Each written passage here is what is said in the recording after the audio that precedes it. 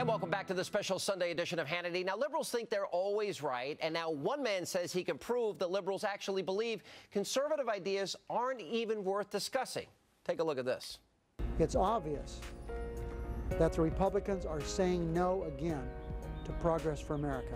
They push back greatly on this notion that they're the party of no. Democrats constantly complain that the Republican Party is the party of no. If they're not the party of no, be the party of yes. But one man is challenging those claims. Gerard Alexander is an associate professor of politics at the University of Virginia and a scholar with the American Enterprise Institute. Now, Professor Alexander argues that for years, liberals have dismissed conservative ideas with a condescending tone and says he has evidence to prove it. Liberals think their ideas are self-evidently true, so they don't just tend to think that conservatives are incorrect. They tend to assume that their ideas are illegitimate. In short, Professor Alexander says his research shows that liberals believe they are intellectually superior to conservatives. He breaks this down into 4 different groups. Now, the first he calls the right-wing conspiracy narrative.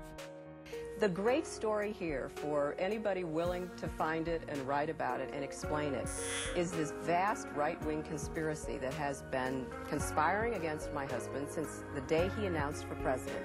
The vast right-wing conspiracy theory suggests that a lot of things that conservatives say shouldn't be taken seriously because they're really just the manipulated words of elites. This idea presumes that Republicans don't win elections because of their policy ideas, but because they use sinister campaign tactics. And it still resonates today. Your wife famously talked about the vast right-wing conspiracy targeting you. As you look at this opposition on the right to President Obama, is it still there? Oh, you bet. Sure it is. It's not as strong as it was because America has changed demographically, but it's as virulent as it was. The second is the sublimation narrative. A second reason for dismissing conservative ideas and arguments is what I call the sublimation narrative, which is that, like in psychology, the assumption that conservatives take feelings or energies from other sources and sublimate them into their kinds of politics. You go into some of these small towns in Pennsylvania, like a lot of small towns in the Midwest. The jobs have been gone now for 25 years and nothing's replaced it. So it's not surprising then that they get better and they cling to guns or religion or antipathy towards people who aren't like them, or anti-immigrant sentiment, or anti-trade sentiment, and a way to explain their frustrations.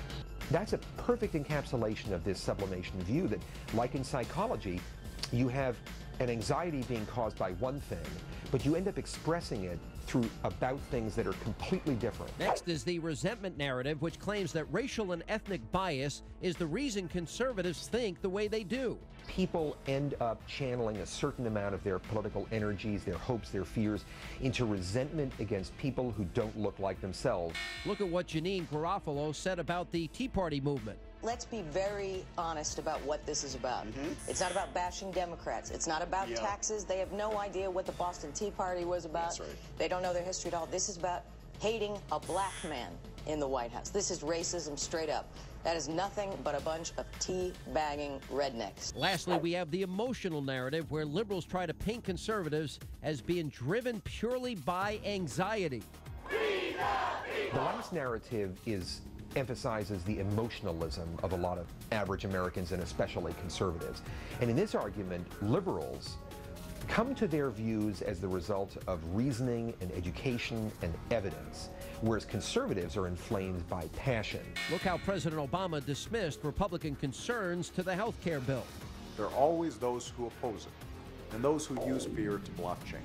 So when folks with a stake in the status quo keep inventing these boogeymen in an effort to scare people, those who would stand in the way of reform will say almost anything to scare you about the cost of action. In other words, just ignore the arguments. Republicans don't have any good concerns or ideas. They just want to scare you. Shame on each and every one of you who substitutes your will and your desires above those of your fellow countrymen.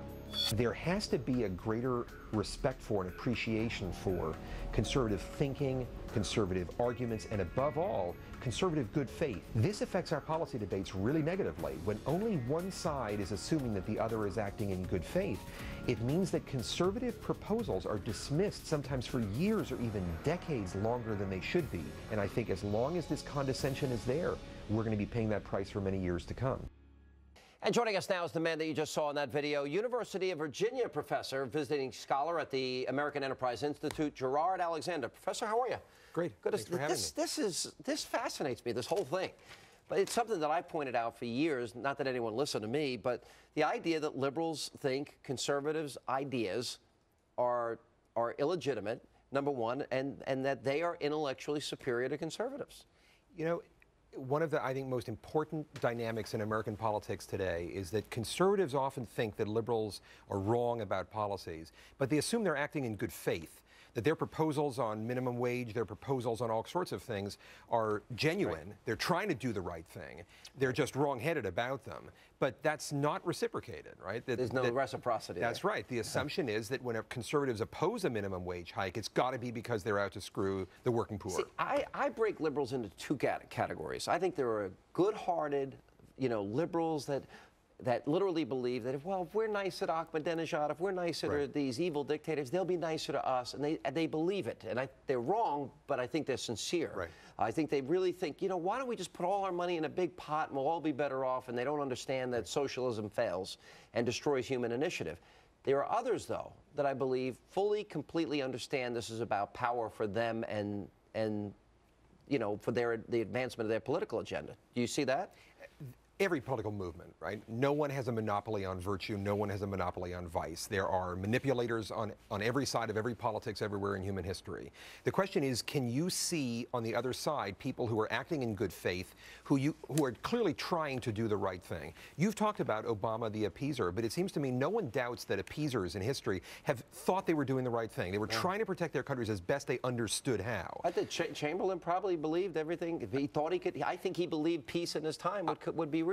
No modern president has been more reviled by conservatives than Jimmy Carter. But did you ever doubt that he tried to do the right thing as he understood it? But he was so wrong. Oh, no, that goes without saying. But he was not acting in bad faith. He wasn't acting in malice. Whereas look at how liberals have talked about Ronald Reagan, Richard Nixon, George W. Bush, right? There is this sort of joking rule that conservatives are either evil or stupid. If they're smart, like Richard Nixon or Karl Rove or Lee Atwater, it must be because they're evil people. And if they're not evil, it's because they're too stupid to be evil and they're manipulated. They're run by evil people. What I find interesting, too, is that they think that Republicans only win with these sinister campaign tactics, and yet every election cycle, we see Democrats divide the country rich versus poor, old versus young, black versus white, as evidenced by the NAACP ad or the 1998 radio ad in Missouri by the Democratic Party. Those tactics I see coming from them. If you look at most liberal discourse about elections, it's going to focus on this kind of deeply sinister Republican and conservative campaigning, dirty tricks, right? It's Richard Nixon, Lee Atwater, and Karl Rove combined as how the Republican Party works. And if you don't have a Karl Rove who's currently the strategist, it's just because you don't know his name. You are an anomaly, though, in academia today, and I'll give you the last word on this. Why have hardcore ex-60 radical hippies gravitated towards and seemingly gotten a stranglehold on academia today? How this started, I don't know, but it's deeply self-fulfilling because faculties hire new faculty, and therefore they become very self-perpetuating. And once that monopoly is created, it's extraordinarily difficult to break. All right. Professor, great work. Appreciate you being here. Fascinating study.